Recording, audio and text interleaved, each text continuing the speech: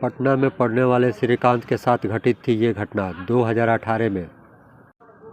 जब वो 19 साल का था तो नालंदा विश्वविद्यालय में पढ़ता था। अपने करीबी दोस्तों के साथ फ्लैट में रहता था। दोस्त का नाम था उसका हिमांशु। एमए क्लास में दोनों पढ़ते थे, साथ रहते थे और साथ में कॉलेज ही जाते थे। काफ़ी अच्छी दोस्ती थी उन दोनों के बीच। हुआ यूँ कि एक दिन की बात है, वो दोनों जिस फ्लैट में रहते थे वो जिस फ्लैट में रहता था वहाँ कुछ अचानक फैमिली वाले आ जाते हैं। उन लोगों के पास काफ़ी शोर शराबा बच्चों के वजह से होने लगता है और पढ़ाई में काफ़ी उन दोनों को दिक्कत होने लगती थी। एमए का स्टूडेंट होने के चलते पढ़ाई के लिए थोड़ी शांति जगह चाहिए था। उसने सोचा कि दूसरा फ्लैट ले लूँ और जाके अच्छे से पढ़ाई करूँ, और उसने यही किया। उसने जाके पता किया और दूसरे जगह, लेकिन उस जैसा फ्लैट नहीं मिला। एक पुराना सा फ्लैट मिला।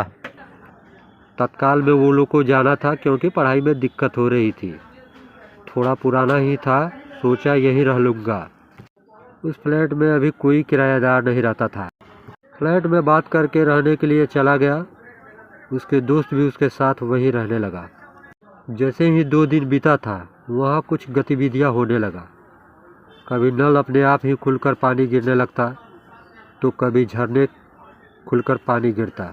उसके अगले ही दिन उसके दोस्त के घर से फ़ोन आया तो हिमांशु ने श्रीकांत को ये बात बताकर घर चला गया।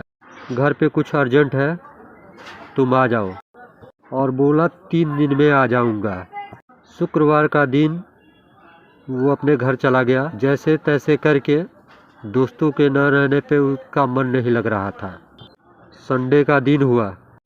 सोचा क्यों ना आज सफाई कर लूँ घर का, जो जल्दबाजी में उन लोगों ने ले लिया था।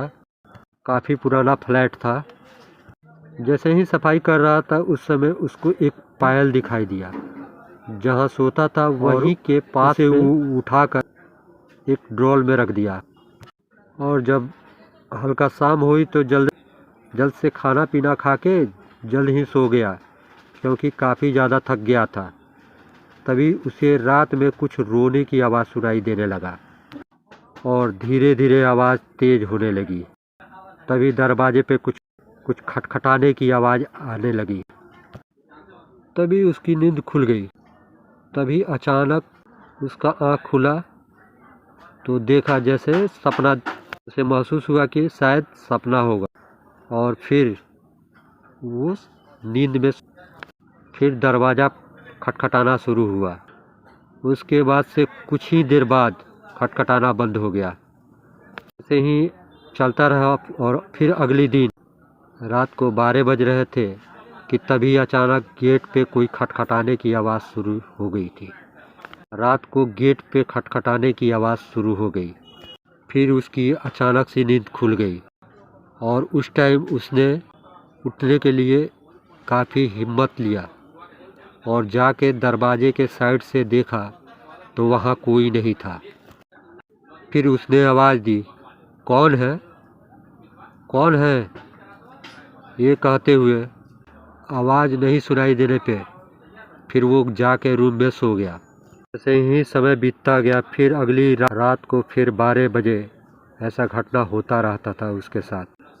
जैसे ही गहरी नींद में जाता कि दरवाज़ा खटखटाना शुरू हो जाता, आवाज़ आना शुरू हो जाता, कुछ रोने की भी आवाज़ आनी शुरू हो जाती। जैसे तैसे करके हिम्मत जुटा के फिर दरवाजे की तरफ गया। फिर दरवाज़ा खटखटा रहा था कोई, तो उसने हिम्मत जुटा के गेट को खोल दिया। फिर उसने कहा, कौन है, कौन है? ये कहते हुए आगे की तरफ थोड़ा सा बढ़ा, लेकिन वहाँ देखा तो वहाँ कोई नहीं था। चारों तरफ सन्नाटा पसरा हुआ था। कुत्ता की भौंकने की आवाज़ आ रही थी। उसके रूम चारों तरफ इर्द गिर्द कोई भी दिखाई नहीं दे रहा था। वो काफ़ी परेशान हो गया कि इतनी रात को दरवाज़ा पीट कौन रहा है। तभी उसके पीछे कुछ सनसनाहट की आवाज़ होते हुए कुछ उसके घर के अंदर भागा। ये देखकर वो घबरा गया, लेकिन उसे पता नहीं था और ना ही दिखाई दिया था कि उसके घर के अंदर क्या भागा। और जैसे ही अंदर गया, वहाँ से उसके पास से एक धुआं की लपटें निकली और अचानक से उसके शरीर के अंदर जाके प्रवेश कर गई। और कमरे के अंदर गया तो सब कुछ देख के उसे सब कुछ नॉर्मल दिख रहा था। ये सब देख के फिर उसको दिल में तसल्ली आई। फिर सोचा कहीं बहम हो गया हो, पर उसे क्या पता था कि आने वाला समय उसके लिए खतरनाक साबित होगा। अभी इसका नेक्स्ट पार्ट बाकी है। चैनल को सब्सक्राइब करके बेल आइकन दबा लें। ऐसे ही हॉरर कहानियाँ मिलती रहेंगी।